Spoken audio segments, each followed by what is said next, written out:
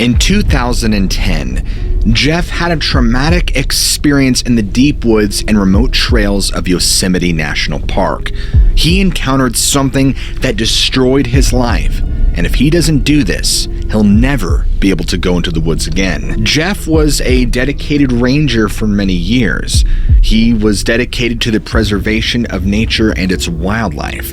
He had grown up in a small town in the Midwest, but his passion for exploration and the outdoors and adventure had led him to move out west, where he eventually became a park ranger for a short time in Yosemite National Park. Now, as he said, Jeff's job was to protect and maintain the park, ensuring that it stayed clean, safe, and free from disaster. Jeff was also responsible for educating visitors on the importance of preserving these lands and respecting nature's beauty.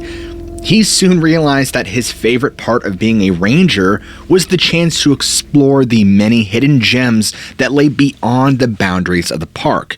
He would spend weeks anytime he could exploring new trails, discovering secluded waterfalls and hidden lakes. Anything he could to just feed that outdoor bug that he had. And after years of doing this, he decided to make a career out of his passion for the outdoors. Because you see, he had been doing this long before he had ever decided to be a ranger. He opened an adventure guiding business and began leading groups through Yosemite's wildest trails. His number one goal was to share the beauty of nature with people who might not otherwise have the opportunity to experience its vastness. He would return to Yosemite as often as possible, and he was always amazed by the beauty of it. It is a part of him that he will always cherish and protect. But one night, something really did change internally for him. While patrolling one of the remote trails deep within the woods, he had heard what he described as a faint whispering in the wind. Now, he said it sounded more like hushed tones and couldn't exactly discern where it was coming from. So he stopped, looked around to investigate, and that's when he describes an icy chill running down his spine and feeling a wave of terror washing over him. Looking around, trying to find the source of this, he assumed that there was a mama bear nearby with cubs, or potentially a mountain lion. Not exactly sure why his gut instinct was reacting the way it was, but something caused him to look up and look to his right, when he claims what appeared to be a figure bathed in ethereal blue light standing at the edge of a small clearing. Because it was so bright, he could only make out its silhouette, but he explained that he felt an immense presence and power radiating from it. And it seemed, even though it didn't have any discernible eyes, but he felt like it was looking directly at him with what he described as malicious intent, as if it was trying to communicate something without actually speaking. After what felt like an eternity of staring into him, the figure suddenly evaporated, as he described, in a flash of light. And since then, he has experienced many more what he describes as supernatural encounters, all of them as terrifying. From mysterious objects that seem to move on their own in the sky, to strange, distant lights and eerie noises echoing through the night.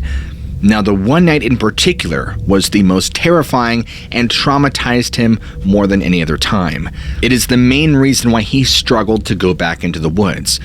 Now, this night was a cold, clear night in Yosemite National Park, and he had been leading a group of hikers through the backwoods trails for the past week, and they were nearing the end of their journey. As they settled down for the evening around the campfire, he noticed that something wasn't quite right. There was this strange energy in the air, almost like something was watching all of them from the shadows and keeping pace. Now, he described the energy in the air just being this bitter feeling, like you could taste this sour flavor on the tip of your tongue. Something in his gut was screaming, "Leave, it's not right." Now, he quickly dismissed these thoughts and notions as paranoia and tried to focus on the pleasant conversation being shared among the group. After a few more hours had gone by, he noticed the feelings were not subsiding, and that the temperature around him had drastically dropped. The campfire's embers were no longer providing any warmth. He quickly put out the fire and urged everyone to head into their tents. He had a feeling that their safety was in danger, but could not put his finger on what it might be. And by the way, during this trip, he was not currently working as a park ranger, or at least not on shift as he described, and was actually taking hikers through some of the backcountry. Now, personally, I don't know if this is allowed or not, but it is interesting. Feeling uneasiness in his gut still, he decided to ensure that the campground around them was safe. Now, keep in mind, at this point, they are miles from the nearest trail, and so they're literally smack dab in the middle of the deep woods.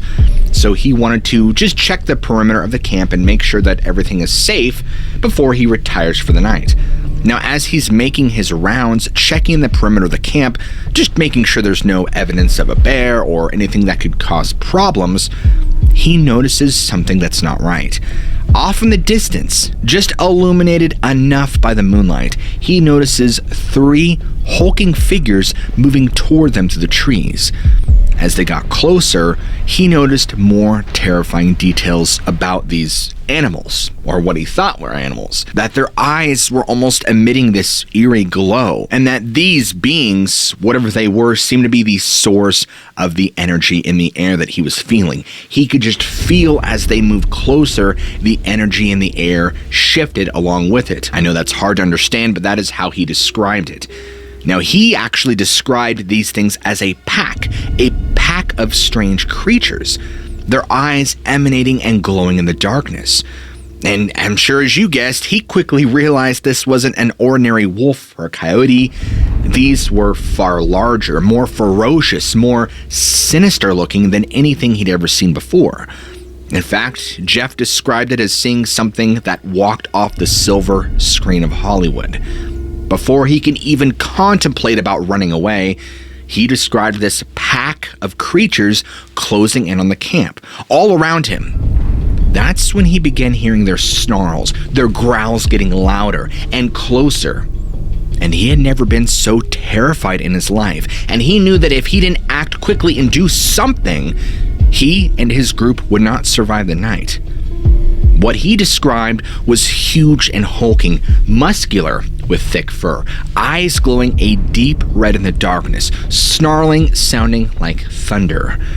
He described sharp claws, fangs protruding from their mouths, ready to tear apart anything unlucky enough to cross their path. They had so much energy, and they were so visceral that as they moved closer and surrounded the perimeter of the camp, their presence alone seemed to fill the entirety of the forest around them. The crickets, everything ceased in its noise, because the sheer power radiating off of them was both terrifying and awe-inspiring at the same time. It demanded respect. He wasn't sure how to approach the situation. As you can imagine, he was terrified beyond belief. That's when he kind of started to back away slowly, unsure of how to progress. And he described that a few of these creatures began to circle even closer. Now that they had almost circled the entirety of the perimeter, now they can begin moving in on their potential prey. And this is when Jeff began to take notice of their character, not just their physical attributes, but how he described them having hatred within their eyes, and what he sensed was a deep hunger. Inching ever so slowly out of the trees to completely surround the camp, Jeff, unsure of what to do, thought that if he shined his bright flashlight in their eyes, or at least one of them, it would hopefully give him a chance to run or do something. When you're in that state of panic, you don't think properly, and that's just what his hand kind of gravitated towards, was reaching in his pocket to grab his high-lumen flashlight. It wasn't much of a plan, but he was telling me in the moment Jeff was going to shine a light directly in this thing's eyes and try to make a run for it. If that was even going to work, he wasn't sure, but it's all he could muster. When I had asked Jeff why wouldn't he just use his firearm, he told me that these things were so massive, and the fact that there was multiple of them, He didn't think a tiny handgun was going to do much damage at all to these things. Their hide alone was so thick and they were so large and intimidating, it would have been like shooting a BB gun at a moose. Jeff described the sheer, overwhelming sense of dread alone was enough to paralyze him. It's a miracle he could even tell his brain to move his hand and arm to even reach into his pocket to try and fumble with the flashlight. Now, as he somehow did this and began to actually touch the flashlight, ready to pull out and shine, before he could even do that, something happened. It's like time itself had completely stopped, and within a half a second, this blinding light, this blinding flash of what he described as blue light filled up the entire area. And that's when he saw this glowing, vibrant silhouette of blue-white light that he had saw only weeks prior to this happening. It appeared directly in front of him, and not even a second or two later, it completely flashed again, white-hot light blinding him. And as soon as the light dissipated, the pack of these horrendous creatures and this silhouette were completely gone. The entire pack disappeared in a flash, leaving him in utter shock and disbelief. He used this as an opportunity to make a break for it and to get everybody out of their tents and make a break as fast as they could away from this menacing experience. Don't think that everybody in the camp didn't see what was going on, because everybody saw and experienced it. Jeff never went into detail about who he was with, how many people, or what they saw or experienced, but that they were well aware of what was happening. They were all able to make it back to the main campground within a few hours, but they will never forget that night and the surreal experience of being what Jeff recalls hunted.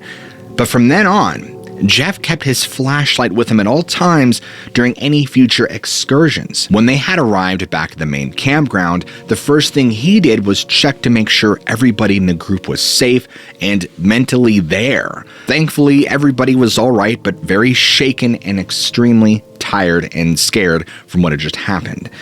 He tried his best to boost team morale and to calm everybody as if nothing had happened, but come on. How do you just act as if nothing happened after experiencing something like that? It was difficult not to think about what they had all just experienced. Now, the feelings persisted, and he couldn't help but feel like he was still being watched from something in the shadows. It was this uneasy feeling that decided to live rent-free in his gut until months and months later. In fact, there'd even be times where he'd be looking out, observing the forest, and he'd swear he noticed a single, large, hunched-over figure in the distance, a reminder of his nightmarish encounter with what he described were monsters beyond his realm of nightmares. He tried to do his best to be more careful and aware of his surroundings when exploring Yosemite.